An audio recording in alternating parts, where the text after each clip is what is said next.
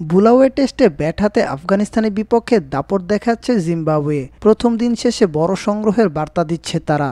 বৃহস্পতিবার প্রথম দিনের খেলা শেষে ৪ উইকেট হারিয়ে স্বাগতিকদের সংগ্রহ ৩৬৩ রান।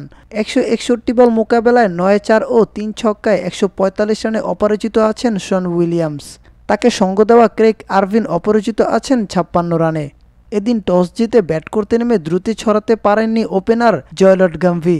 তবে আরেক ওপেনার ভেন কারেন হাঁকিয়ে নেন ৫০। অভিষিক্ত এ ব্যাটার আউট হওয়ার আগে ৭৪ বলে ১১-৪ মারে করেন ৬৮ রান। ৪ রানের জন্য ৫০-র আক্ষেপে পড়েন ওয়ানডাউনে নামা কাইতানো। ১১৫ বলে ৪-৪ ও ১ ছক্কায় ৪৬ রান করেন তিনি।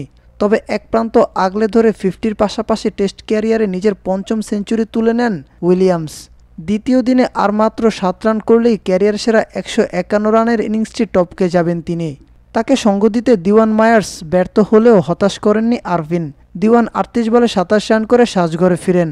আফগানদের পক্ষে প্রথম দিনে সবচেয়ে সফল এম গাজনাফার ২২ ওভারে ৮৩ রান দিয়ে ২ উইকেট নিয়েছেন। একটি করে উইকেট নিয়েছেন নাভিদ জাদরান ও জাহির খান।